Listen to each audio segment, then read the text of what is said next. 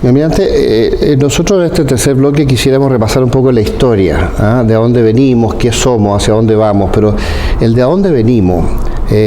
Chile, a mi juicio, tiene un origen básicamente español e indígena, castellano, decía usted. Cuando nosotros revisamos la historia descubrimos que alrededor del 96% de la sociedad chilena viene de los españoles y los indígenas. Sí, nosotros se ha hecho un estudio de ADN recientemente, de modo que no nos pasemos películas, sino que veamos realmente de dónde venimos. Y alrededor de un 4%, algunos dicen un 3% solamente, vienen de la inmigración alemana, o francesa, o inglesa, o palestina, o judía, o no sé, croata, ahora último, no sé, los venezolanos, o los haitianos, no sabemos en qué va a terminar, pero todos esos componentes adicionales no son más del 4% de la sociedad chilena, y el 96% de la sociedad chilena está determinada por los conquistadores y por los distintos grupos indígenas que había en Chile, más al norte, en el centro, no sé, los diaguitas, los changos, los picunches, los mapuches, los huilliches, en fin, los alacalufes, los selknam, los ona, mucho más al sur. Y esto determina que más o menos, según los estudios, alrededor del 54% de la raza chilena sea de origen español y el resto de origen indígena. En los sectores medios altos y altos tradicionales, casi la sangre es puramente española, y en los sectores más de pueblo se ve un porcentaje más grande indígena. Pero eso es relativo, porque también con todas las transformaciones sociales que han habido de la época del gobierno militar y toda esta revolución económica, de repente gente que viene de un origen muy humilde se ha hecho muy rica, y gente que tiene un origen alto se han empobrecido. Entonces también se ha mezclado la sociedad. Pero nosotros somos de una tradición hispano-castellana. Entonces la cuestión es de dónde vienen los indígenas de América Latina, de dónde vienen los españoles. Y nosotros determinamos por ADN que los indígenas, casi todas las tribus en distintas oleadas, vienen por ADN de Siberia, cruzando por el estrecho de Siberia hacia Alaska, Estados Unidos, México y después a Sudamérica. ¿Y quiénes son los españoles? Son los celtas, son los visigodos, son los romanos, son los vascos, no sé, son los íberos también, ¿eh? Y de dónde viene esta raza, y uno se remonta a la muy remota historia del mundo, ¿eh? Que toda esta mezcla se lo hace muy interesante. Nosotros estamos muy emparentados por el sector indígena con los chinos, con los japoneses, los coreanos, la gente de Mongolia, incluso del interior de Siberia. Hay algunas características de los araucanos que son similares. Muy parecidas. Y también los indios de la zona central y el norte, en fin. Ahora, esta tradición, lo naval, castellana, que forma Chile durante 3 siglos antes de la independencia con el Imperio Español, y esta incorporación de todas las habilidades nuevas inglesas en las guerras napoleónicas, con Cochrane y con la tradición de la Armada. ¿Cómo lo ve todo esto? ¿Usted cómo ve la historia de Chile? Bueno, yo tengo alguna discrepancia con el planteamiento. Estoy de acuerdo que el 96% y la raza viene de España, no queda duda. Pero, no, 54%. Pero yo no sé si este porcentaje de extranjeros, alemanes, ingleses, puede que sea del 4%, lo conozco, pero me parece que esas inmigraciones fueron importantes y son importantes, o sea, claro. No solo por cantidad. Los alemanes, los ingleses. Claro, o sea, los ingleses aquí en Valparaíso fueron fundamentales. Claro. Los alemanes en el sur fueron fundamentales, o sea, más allá de la cantidad, yo creo que las inmigraciones han sido positivas. Claro. Y si yo lo traspaso al día de hoy, a mí en lo personal, yo me alegro que haya muchos venezolanos. Los venezolanos son mucho más amables, mucho más cordiales, mucho más eficientes que los chilenos. O sea, incluso hablan bien. Hablan bien. Estamos aprendiendo de ellos. No me preocupa mucho, hay que controlarlo, por supuesto, y no puede ser discriminada y abierta, pero no me preocupa mucho la inmigración. Sí. Yo creo que los inmigrantes han sido los croatas han sido importantes en Chile, los palestinos, o sea, aquí hay grupos palestinos, hasta donde entiendo, los palestinos en el extranjero, la mayoría está aquí en Chile, o el grupo más grande está en Chile. Exacto. Y todos han sido grandes ciudadanos, grandes empresarios. O sea, creo que ha sido positivo. Ahora, yendo, lo mismo que conversamos de la tradición de la Marina. La tradición de la Marina es inglesa. No tenemos, a pesar que nosotros estuvimos conquistados por los españoles, nuestra tradición, si bien es cierto, tenemos muchas cosas de los españoles naturalmente, pero nuestra tradición como Marina es fundamentalmente la inglesa. O sea, nosotros tenemos, si bien tenemos algunas normas, algunas ordenanzas que son propiamente españolas, yo diría que nuestra tradición es fundamentalmente inglesa. O sea, no es tan fácil o no es tan claro la cantidad del porcentaje de nacionalidad que tengamos. Pero evidentemente yo creo que ahora estamos efectivamente en un mix. Yo creo que no tiene mucho sentido en el día de hoy hablar que si somos más españoles o más araucanos, somos un mix de toda la raza. Sí. No, lo que pasa es que a mí me gusta resaltar la tradición naval española, porque hubo en Chile, bueno, el Saavedra, que descubrió Valparaíso, Pastene, que era este genovés que fue el almirante Pedro Valdivia, que navegó hacia el sur, llegó a Valdivia y a otros lugares. Después está Ladrillero, que hizo unas expediciones mucho más profundamente hacia el sur, y tantas expediciones que hubo de España. Ahora vamos a cumplir 500 años del paso de Hernando Magallanes, que fue la primera vez que se avistó Chile por el sur. La conquista vino después con Diego Almagro en 1536, pues Pedro Valdivia en 1540, que en enero ya forma la ciudad de Santiago, en fin, o febrero, pero lo que quiero decir es que toda esa navegación paralela a la conquista terrestre se nos olvida. Y todo lo que ocurrió en 300 años antes de la independencia español también se nos está olvidando muchas veces. Incluso que construíamos buques en Chile, construíamos buques en Constitución y a veces en Talcahuano y aquí mismo en Valparaíso. Bueno, en parte, como le decía, ha sido por esta leyenda negra que se ha construido y contra yo lo veo hoy día contra España. O sea, incluso hay gente ahora, creo que ya se eliminó, no estoy seguro, contra el Día de la Raza, que se llama el Día de la Raza. Ahora hay como una suerte de complejo que nos subordinaron. Hay que ubicarse en la historia como es. O sea, ellos eran conquistadores y venían, evidentemente, que venían a buscar riqueza, claro que venían a buscar riqueza, no cabe duda, pero junto con eso, además nos venían a educar, además tuvieron una impronta cristiana muy fundamental. A diferencia de la conquista de los países ingleses en Estados Unidos, que ellos tenían la idea de eliminar a los que estaban ahí, conquistar. Estos no, tenían la intención de integrarnos. Ahora que evidentemente buscar riqueza si nadie trabaja por bolita dulce. Bueno, y uno ve, 1810 analiza lo que eran los territorios, y uno ve que Estados Unidos, que se había recién independizado, eran 13 colonias que estaban tratando de llegar a los Apalaches. Después estaban los franceses con la Luisiana, que antes había sido española, la Luisiana, y que por los conflictos en Europa en un momento dado se le traspasa a Francia, más el Quebec en la zona norte. Los ingleses tenían estas 13 colonias en la costa del este y después un poquito en lo que hoy día es Canadá, no tanto en Canadá, menos de lo que uno cree, porque la posesión francesa en Canadá era muy fuerte. Y si uno analiza el territorio de Estados Unidos, el 60% estaba bajo influencia española, o control directo o zona de influencia periférica española. O sea, el 60% de Estados Unidos era parte del Imperio Español. Habían entrado en contacto con los rusos que venían bajando por Alaska, de su conquista de Siberia, habían cruzado el estrecho de Bering los rusos, y se encuentran con los españoles que venían de California hacia el norte. Pero entonces, eso todavía se nota, cuando uno va a California, es increíble, o sea, es México, o sea, hablan en inglés, pero es México. Los restos, las tradiciones, todo, los nombres de las calles, ahí se nota la impronta española que todavía está ahí. O sea, fueron conquistados y es parte de Estados Unidos, California, no cabe ninguna duda. Pero tiene una impronta mexicana que se nota. Ahora, cuando nosotros formamos la independencia a raíz de la invasión napoleónica en 1808 y nos independizamos, una dinámica que está un poco relacionada con que los españoles nos mandaban unos gobernadores que eran unos funcionarios españoles y se pasaban aquí un par de años entendiendo lo que era Chile. Cuando ya recién empezaban a entender lo que era Chile, los trasladaban. Además que no era muy importante. Si lo importante era el virreinato del Perú. Bueno, pero México, pero muchos gobernadores de Chile después fueron virreyes del Perú. O sea, era como parte de la escalada, claro. Entonces, obviamente que ya estábamos maduros, el Imperio Español no había logrado parar a los franceses en 1808 y les costó mucho sacarlo, entre guerras paneuropeas, en fin, y ahí aprovechamos nosotros de independizarnos. Pero cuando nos independizamos, nuestra intención no era independizarnos, al contrario, era proteger este reinado para el rey Fernando, o sea, para entregárselo tan pronto los franceses dejaron. O sea, en ningún momento fue pensado como independencia, sino que fue pensado como protección de los territorios del rey Fernando. Claro, así es. Bueno, y ahí se crea nuestra escuadra, que al final domina todo el Pacífico, porque el que crea la escuadra es Chile. No fue Perú, ni Ecuador, ni Nueva Granada, la Gran Colombia tampoco, ni siquiera México. Fue Chile el que crea una escuadra que incluso llega hasta San Francisco, operando con Cochrane. Y fue Chile, pero hay que reconocerlo, fue O'Higgins. O sea, O'Higgins es el gran fundador de la Marina de Chile.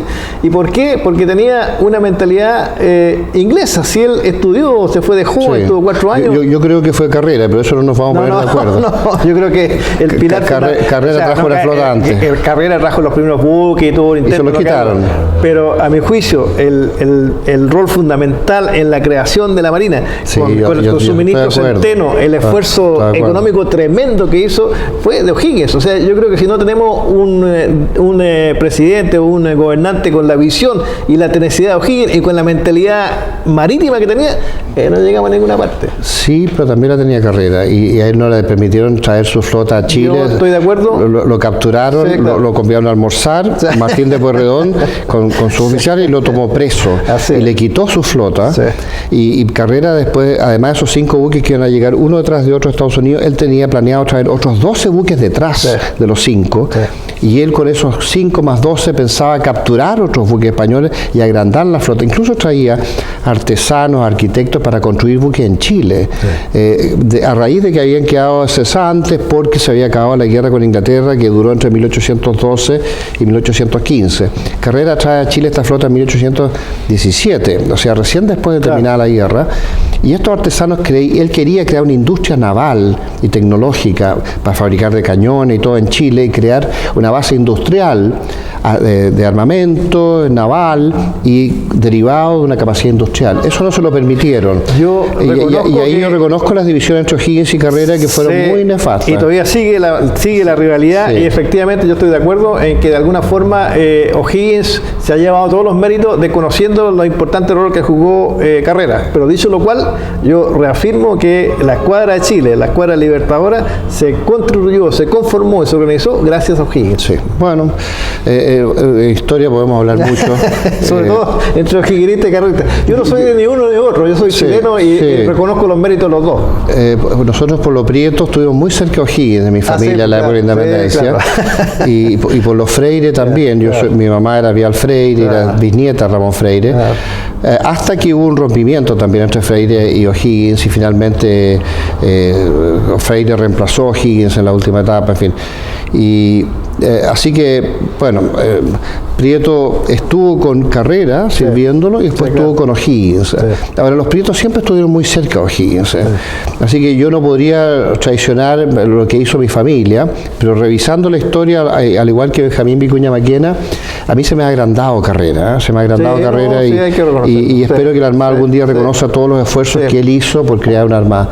Y después recientemente lanzó un 4º libro este señor Parbec, Guillermo Parbec, que escribió el Veterano de Guerra, un libro muy interesante, muy ameno leer, y escribió uno que se llama Manuel Rodríguez, lo lanzó recién. Sí, claro. Bueno, y ahí deja bastante mal a O'Higgins con respecto a Carrera.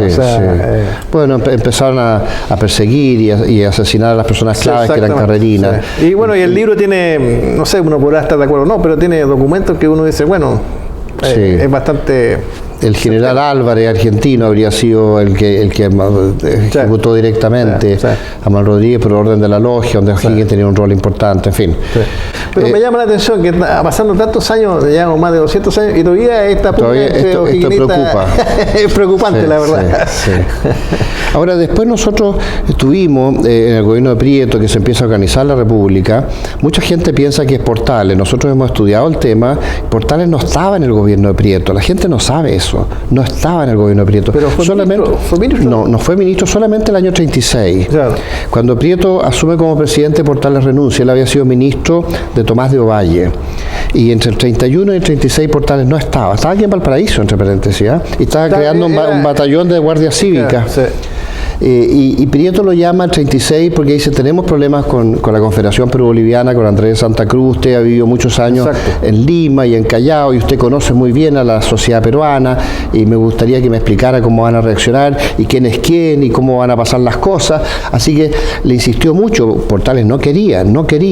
Finalmente aceptó y fue ministro de Prieto entre el año 36 y 37 y lo matan. O sea, se alza el ejército con un batallón y no sé, Vidaurre con el conflicto que tiene aquí con Blanco Encalada en Valparaíso finalmente fusilan a Diego Portales. Estoy de acuerdo, pero Portales fue nuevamente fundamental en su visión marítima en este conflicto que tenía contra la Confederación Perú-Boliviana. Sin duda, tiene una frase que está ahí en la Academia de Guerra que, digamos, es la norma nuestra. O sea, tenemos que conquistar primero el mar y después hacer todas las cosas. Y que se ha demostrado en la historia, así fue. En la Guerra del Pacífico pasó exactamente lo mismo. O sea, mientras no se conquistó el dominio del mar, claro, estábamos entrampados.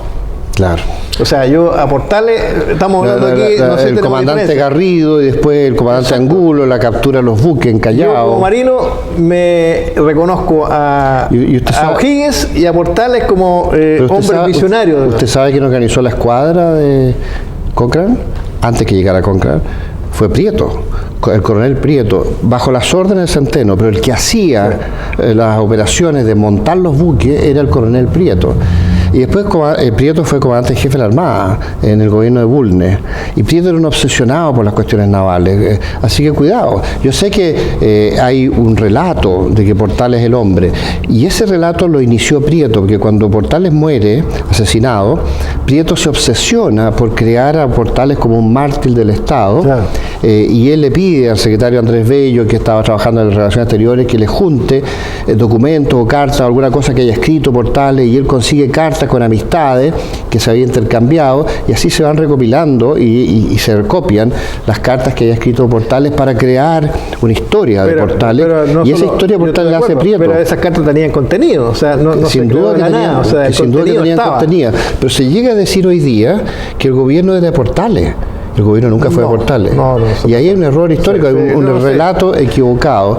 Y Prieto fue el obsesionado de tener a Portales consigo. Claro. Y segundo, Prieto fue el obsesionado por crear la imagen de Portales después que él muere y recopilar esta historia. Ahora, yo no lo cuento esto por chauvinismo, sino que lo cuento para recordar que esta historia de la guerra contra la Confederación Perú-Boliviana, donde la Armada tuvo un rol tan importante, hubo gente, por ejemplo, como García del Postigo, que a veces se nos olvida. Claro. Después la batalla de Casma, que fue una guerra incluso contra un grupo francés, que fue contratado por el gobierno peruano para enfrentar la escuadra chilena, en vista que ellos no habían podido hacer otra cosa. Es que en la guerra contra la Confederación Perú-Boliviana, en realidad lo que absorbió la imagen pública, el atractivo fue, en ese caso fue la guerra terrestre. O sea, ahí Bulnes con la batalla de Yungay es lo que se llevó toda la gloria, y la parte marítima pasó a un segundo o tercer plano. No así en la guerra del Pacífico, donde la parte marítima fue vital. Acá tuvo una relevancia distinta y menor comparado con lo que tuvo el ejército. Pero eso fue porque al principio se controló el mar. Sin duda. En la guerra contra la Confederación. Por eso pudo trasladarse el ejército. Claro. Si no, no se hubiera podido trasladar el ejército. Y esa fue la visión que tuvo Portales. Claro, pero que siguió Prieto, porque Portales estaba muerto. Sí, no cabe duda. Y Blanco Encalada no tuvo éxito con el Tratado Pau Carpata, finalmente. Después Bulnes, que entre paréntesis era sobrino Joaquín Prieto y discípulo Joaquín Prieto, con varios miembros de la familia. José María La Cruz Prieto también fue como jefe de Estado Mayor, y hicieron todas estas operaciones terrestres, la captura de Lima, la batalla de Huin, finalmente la batalla de Yungay. Fueron varias batallas, la gente siempre piensa que es Yungay, pero son 5. Claro. Las batallas que Yungay es la decisiva. Exacto, la que termina por ganar la guerra. Claro. Después tenemos la experiencia de la guerra con España, en que Chile apoya a Perú por un conflicto por la isla. Una guerra sin sentido, la verdad. Sí. Es que nos afectó mucho nuestro comercio.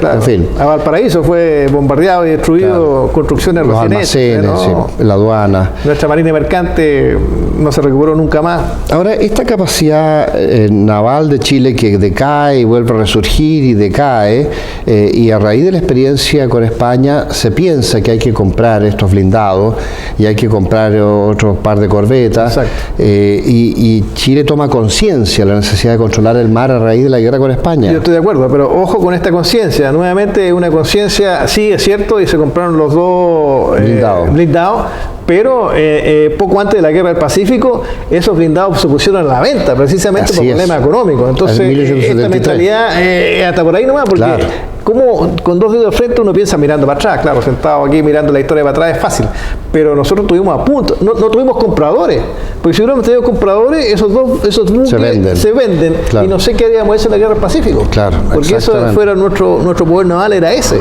Es que yo estoy metiendo el dedo en la llaga justamente por lo que usted dice, porque ha existido en las clases dirigentes sectores que son partidarios de minimizar la capacidad de defensa y sectores que son capaces de fortalecerla. Y esta es una dinámica constante que sigue hoy. Pero yo creo que lamentablemente los sectores que están por fortalecer la defensa son minoritarios cada vez más con respecto a los que están, los que piensan que las Fuerzas Armadas, y digámoslo abiertamente, las Fuerzas Armadas son innecesarias. Son buenas para los desfiles y para rendir honores, pero para guerra ninguna. Si aquí estamos en paz, los países democráticos no tienen guerra, entonces ¿para qué decimos Fuerzas Armadas? Entonces lo que está pensando y uno lo ve, yo creo que a lo mejor estoy exagerando, pero cuando uno lee las noticias, pareciera que a muchos políticos lo que ven en las Fuerzas Armadas es que sean una especie de para apoyo humanitario, una especie de CONAF. Una especie de CONAF y de bomberos mejor organizados. Esa no es la función de las Fuerzas Armadas. La pueden hacer y tienen que hacerla como algo subsidiario, pero eso no es nuestro rol fundamental. Si las Fuerzas Armadas no son ganadoras en Chile y no son líderes, Chile no va a existir. Sin duda. Y todos estos negocios, todas estas empresas van a desaparecer. Y esa es la realidad de la historia, y eso es lo que siempre hay que recordar. Pero sin duda, si nuestra riqueza, ¿cuántos años llevamos con el cobre? ¿El cobre de dónde salió? De las Fuerzas Armadas, y conquistaron todo ese payaso. Claro, y el hecho de que se cobrara un pequeño porcentaje, que no se cobrara a la empresa del cobre, sino que era una cuestión contable, sí, claro, para que el Estado supiera que de acuerdo al 10% de las ventas del cobre se podía asignar un fondo para poder garantizar la defensa. Pero este es un discurso que a mí, no estamos cambiando de tema, pero claro, es interesante el tema, la ley del cobre. La fuente de fondo. Yo la verdad que me sorprende este discurso que uno escucha de políticos que uno debiera decir, pero ¿cómo no saben? O sea, tienen la convicción metida en la cabeza que la ley del cobre, el 10%, se divide en 3 partes, se le entrega a los comandantes en jefe y los comandantes en jefe hacen lo que quieren con esa plata. Esa es la mentalidad que existe en la mayoría de los políticos, que estos fondos son de administración particular de los comandantes en jefe. Y a lo mejor muchos piensan que por eso está este problema. Son distintos, pero está este problema que tenemos ahora con las denuncias que se dio. Los fondos de la ley reservada desde ya los maneja exclusivamente el ministro de Defensa, y para gastar cada peso la ley reservada requiere un decreto del ministro de Defensa, un decreto del Ministerio de Ciencia y un decreto del presidente de la República. Entonces, ¿de dónde está esta autonomía que tiene la Fuerza Armada para gastar los fondos del cobre? Es falso. Desde ya hay un pozo acumulado porque no se puede gastar, porque el gobierno dice no se gaste porque le produce distorsiones de imágenes, otras cosas. Lo que yo se le garantizo que no es cierto. No produce ninguna distorsión, ninguna distorsión. Mire, este tema lo toco, mi almirante, porque ellos dicen que nosotros hemos ganado, los que queremos fortalecer la defensa, y que ellos han perdido siempre, los que quieren debilitar la defensa. Pero gracias a que nosotros hemos ganado por ahora, en el pasado reciente, es que Chile existe y es viable y es estable y no tiene amenaza, y se ha podido desarrollar toda la economía que tenemos y hemos podido bajar la pobreza en la forma como lo hemos hecho hasta convertirnos en el país más desarrollado de Iberoamérica. Si esta tendencia cambiara en el futuro, otras cosas van a ocurrir. Si nosotros no somos capaces de fortalecer mucho más de lo que somos la defensa de Chile, Chile no es viable en el siglo XXI en la dinámica a largo plazo. Pero yo creo que nos falta algo más. O sea, no solo hay que tener defensa, porque la disuasión tiene 2 componentes. Uno, evidentemente, tener la fuerza y el entrenamiento. Y la voluntad. Pero hay que tener la voluntad de empleo. Exacto. Y en ese sentido, yo no digo si soy razonable, o sea, no estoy pensando que vamos a tener una guerra, que vamos a ir en combate. Eso no. Pero hay un uso político de la fuerza desde la paz, y a mí me parece que desde el gobierno del presidente Lagos se construyó una fuerza de defensa importante con la marina, con los aviones, con los tanques. Tenemos en este momento una Fuerza Armada que son potencialmente muy potentes comparativamente con el ámbito latinoamericano.